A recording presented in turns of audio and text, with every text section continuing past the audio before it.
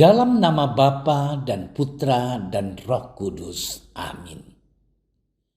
Allah Bapa yang Maha Kasih, Engkau telah menebus kami dan mengangkat kami menjadi putra dan putrimu. Pandanglah dan bantulah kami dengan rela hati, supaya kami dapat membangun masyarakat yang damai dan sejahtera, dan membawa semua orang percaya kepada Yesus Kristus Putramu. Sebab Dialah Tuhan dan pengantara kami yang hidup dan berkuasa bersama Dikau dalam persekutuan dengan Roh Kudus, Allah kini dan sepanjang segala masa. Amin.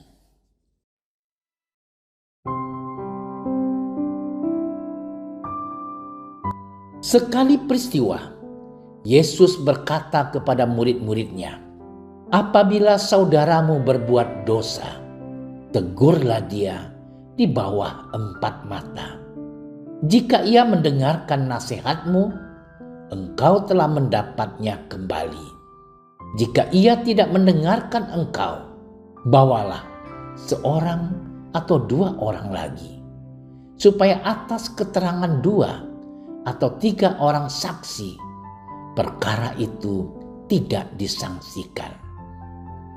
Jika ia tidak mau mendengarkan jemaat, sampaikanlah soalnya kepada jemaat.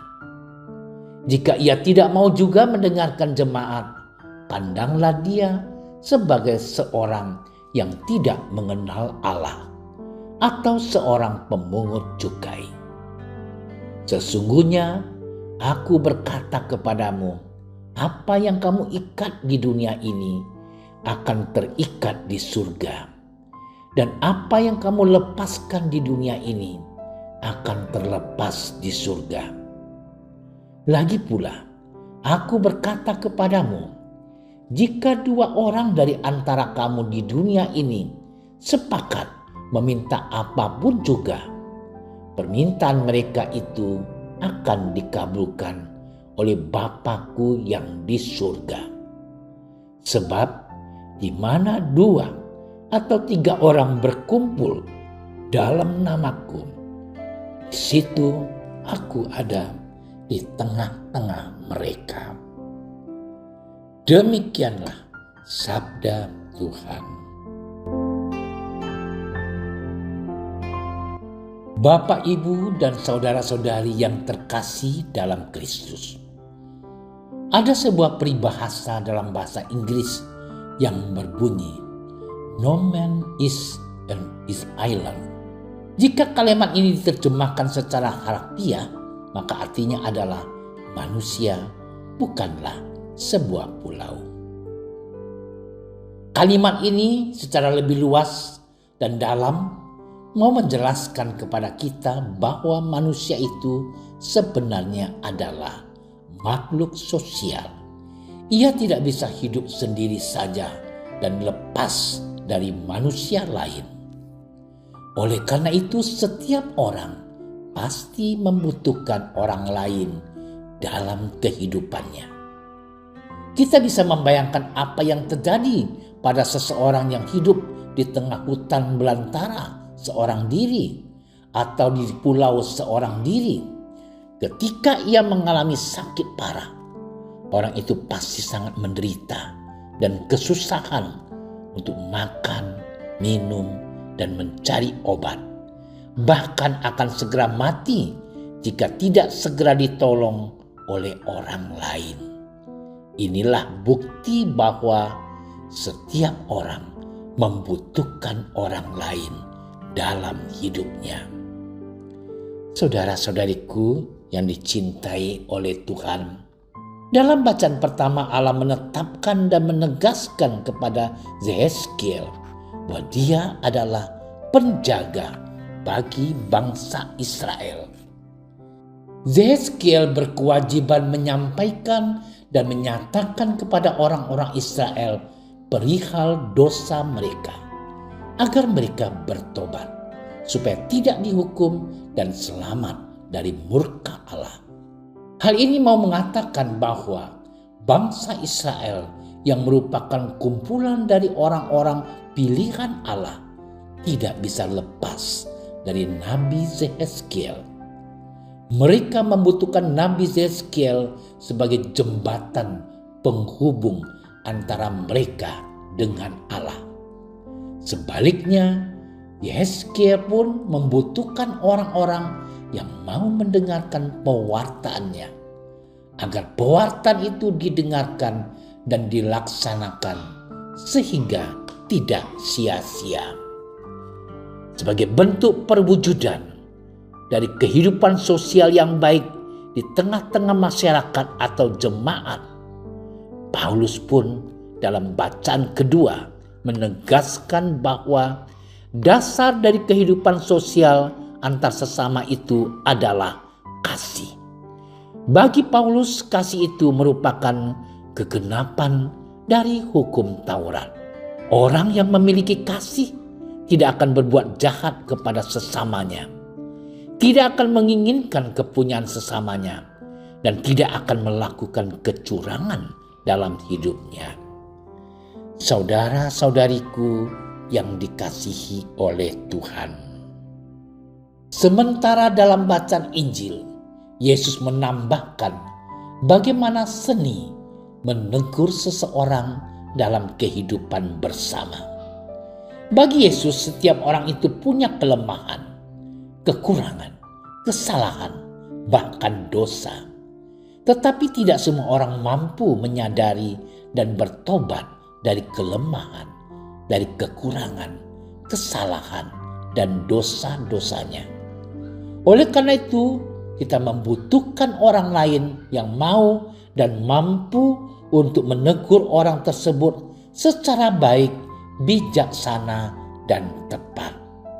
Yesus menjelaskan bahwa untuk menegur seseorang perlu melewati jenjang-jenjang yang ada, yakni dimulai dari teguran pribadi.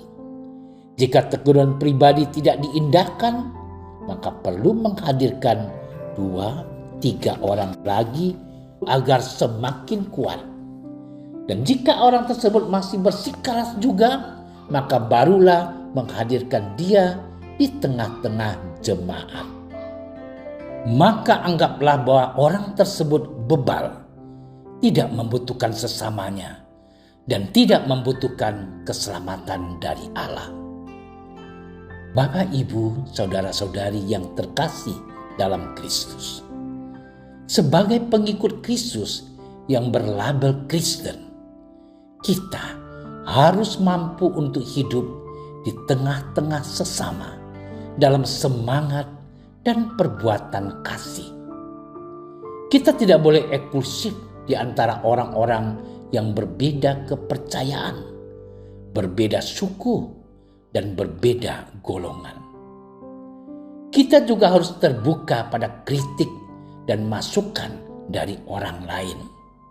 Sebab kita bukanlah kumpulan dari orang-orang yang sempurna, yang luput dari kesalahan dan dosa. Hanya orang-orang yang mau terbuka pada kritikan dan masukanlah yang kelak akan berkembang dan maju dalam pergaulan dan hidupnya.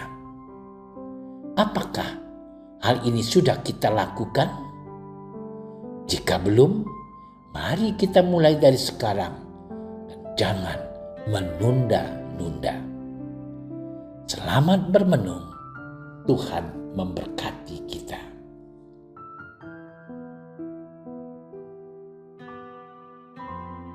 Allah Bapa di surga, kami bersyukur kepadamu karena kami telah menerima putra-Mu yang mengajarkan kasih dan pengampunan kepada kami.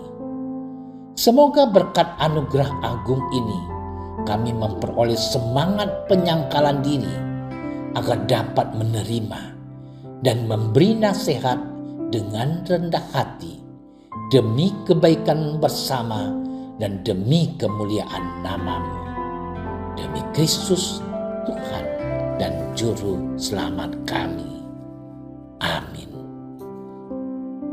kami berdiri di hadapan-Mu, ya Roh Kudus. Pada saat kami berkumpul di dalam nama-Mu, bersama-Mu sendiri yang membimbing kami, membuat diri-Mu nyaman berdiam di hati kami. Ajarilah kami jalan yang harus kami tempuh dan bagaimana kami harus mengikuti jalan itu. Kami lemah dan berdosa. Jangan biarkan kami mendukung kekacauan. Jangan biarkan kebodohan menuntun kami ke jalan yang salah. Jangan pula keberpihakan mempengaruhi tindakan-tindakan kami.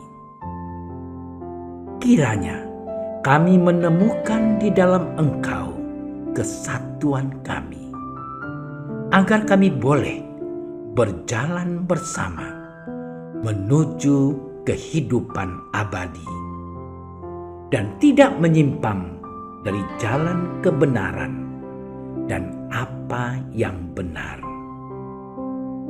Semua ini kami mohon kepadamu yang berkarya di setiap tempat dan waktu dalam persekutuan dengan Bapa dan Putra untuk selama-lamanya. Amin.